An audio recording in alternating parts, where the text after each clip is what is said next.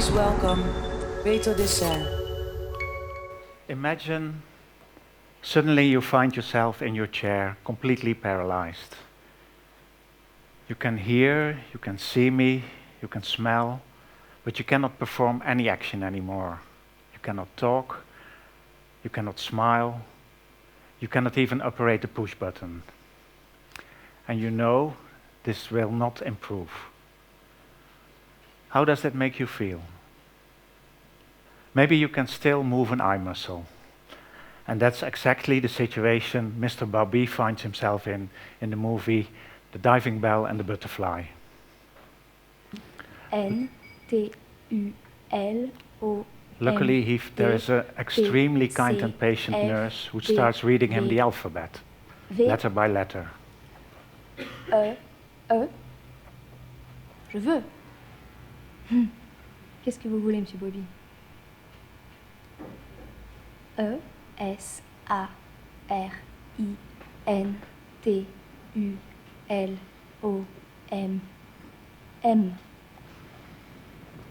E-S-A-R-I-N-T-U-L-O.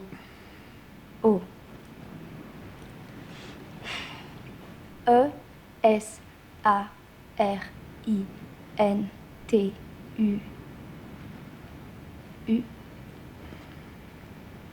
E-S-A-R-R.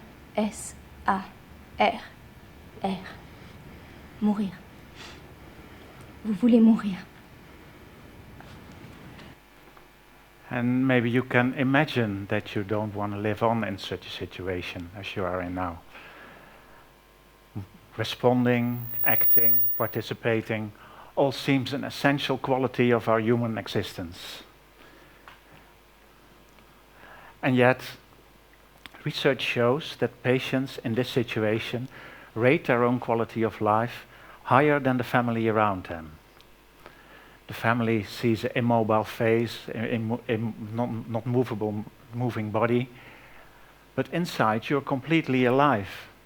And you may still value your relationship, find pleasure in listening to music, watching your children.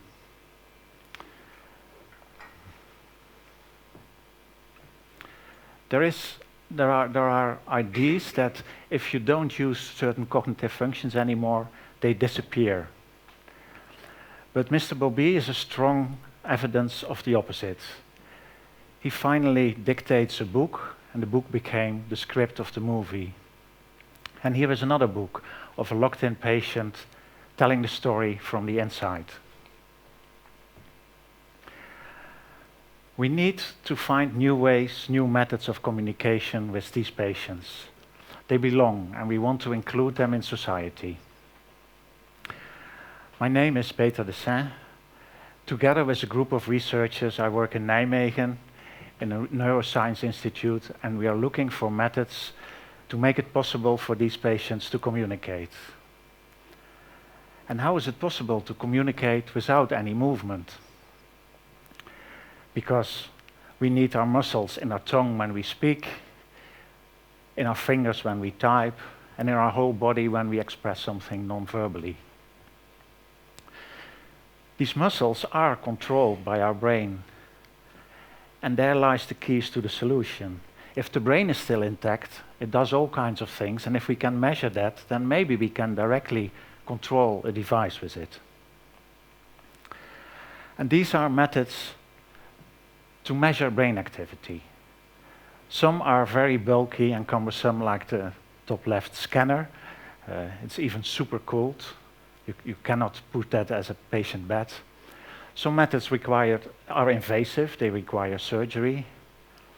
But what you can do is stick electrodes on the head and measure the tiny electrical signals from the brain. And nowadays you can even do that with consumer headsets that are much cheaper, and you don't even need to wash your hair anymore with the gel that you need in the more expensive headsets. So the question is, what kind of mental activity can we measure? And one very good candidate is imagined movement or attempted movement. It turns out that the response, the signals from the brain, when you attempt to move or when you imagine to move, is almost the same as when you can actually move.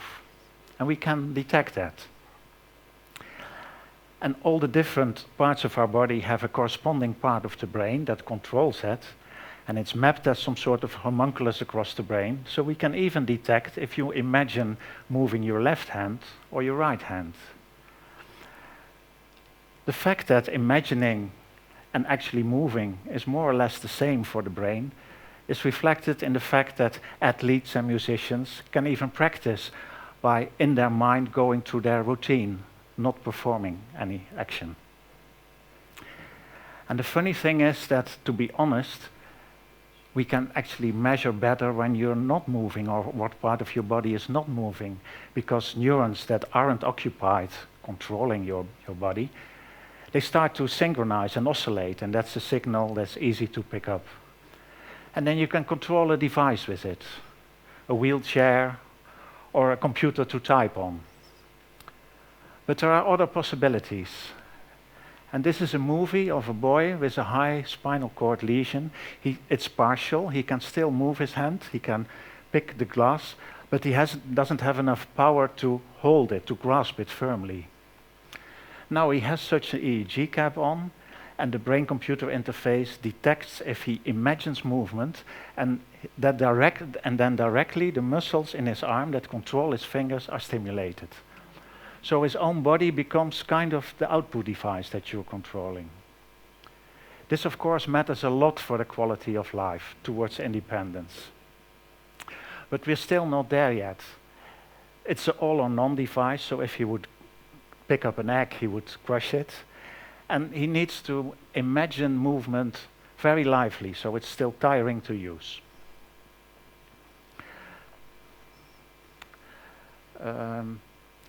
It's possible to build a machine to detect specific mental activity, like imagining movement, but it's also possible to do it the other way around, to have a quite arbitrary kind of signal measured by the computer, and then have you, as a user, learn to control it. It's the same as we do when we learn to wiggle our ears in front of a mirror. It takes some effort to learn it, but eventually you can do that. And so in this approach, this biofeedback approach, that actually it was the first type of brain-computer interface that was built. A sensor electrode is placed on the skull. It measures so-called slow cortical potentials, and we don't even know what mental activity causes them. But if you see the output, if you're given the feedback, you can learn to control that. You can move a cursor to left or the right of the screen. Then on the screen, the alphabet is split in half left, right, second half right, and you tick one of the two sides, and then the split is made again until you arrive at one letter. And that letter is then used for your typing device. And this is proof that that actually works. This is a letter written already years ago to Professor Bierbaumer, a pioneer in this field, by a thankful patient. It's a short letter. So we can communicate completely without movement. However, this letter took 16 hours to write. And worse, it took 3 months for the patient to learn to use that method. And if you have ALS as a disease, you simply don't have that time. So we need a better way of doing that. I remember when I was a kid, I had an older nephew, and he helped me on a piece of wood to assemble a bicycle lamp, a battery, and a switch key. My own signaling device. And my nephew walked around the block and found a spot where I could see the light from my attic window. And these flashes of, long and short flashes of light in the night, that idea stayed with me. It's possible, with very simple means, to carry a meaningful message. And the metaphor of Morse code is actually what we're using in our lab nowadays for a very fast brain-computer interface. And here you see the cells in a kind of keyboard, and they all flicker with their own specific, almost Morse code pattern of long and short flashes. The user wears a EEG cap. The brain-computer interface detects the signal and decides which letter is most likely the one you're attending to, and then emits that letter. And in this way, we can type one letter every 1 or 2 seconds. It's a great improvement.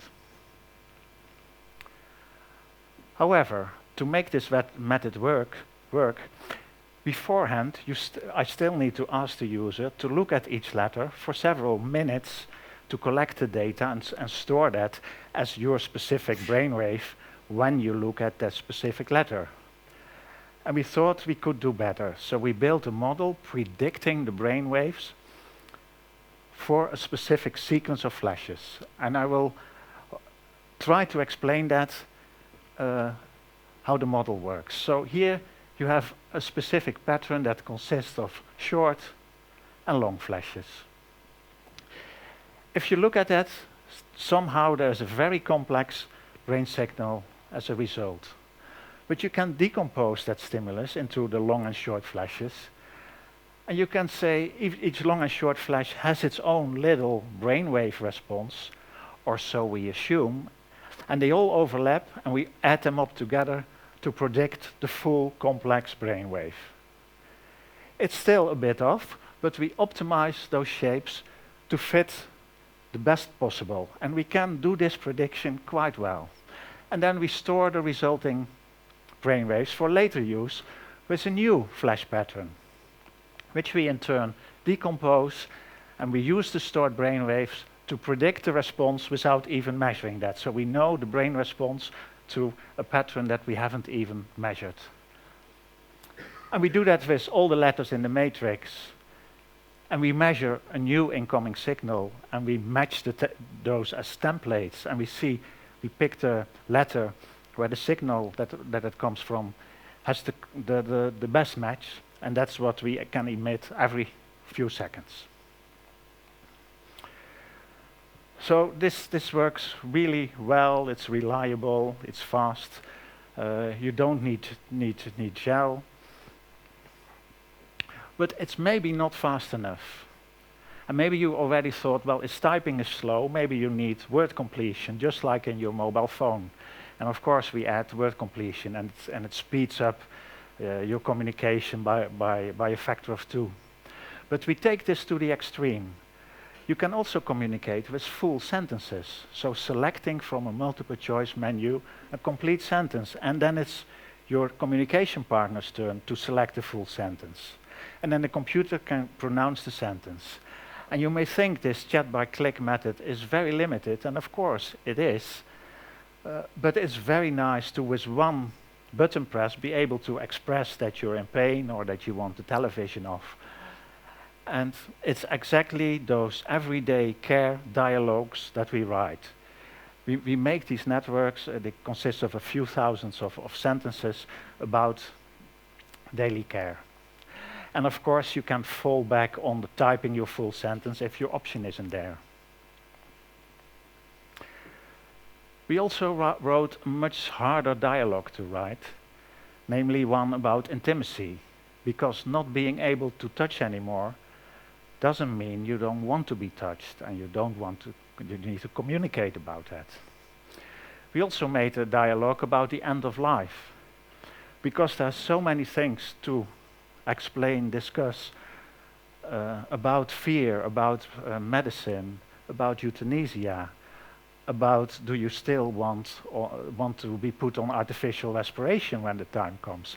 And nowadays doctors do that conversation with you almost immediately after giving you the diagnosis.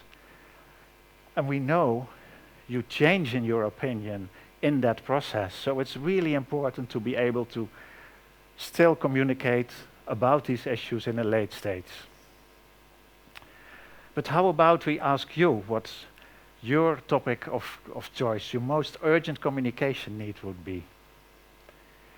Maybe you say emotion. You want to express emotion, and that's what patients indeed say. You want to express love for the people around you. You want to utter anger about and frustration about your situation. So we build dialogues with volunteers about emotion. It's hard, but doable. We're now looking for a company that can bring this to patients. This is the last step. We want to also make the communication for the healthy side easier, because they see a mask-like face, so it's also hard to communicate with you. But looking through your mobile phone, we can present an animation of your face, and you're then able to add a virtual smile or virtual frown to it. ALS patients are engaged in the most difficult human task, dying. Using a brain-computer interface as some sort of communication prosthesis may make this possibly a bit less of a lonely task. Thank you.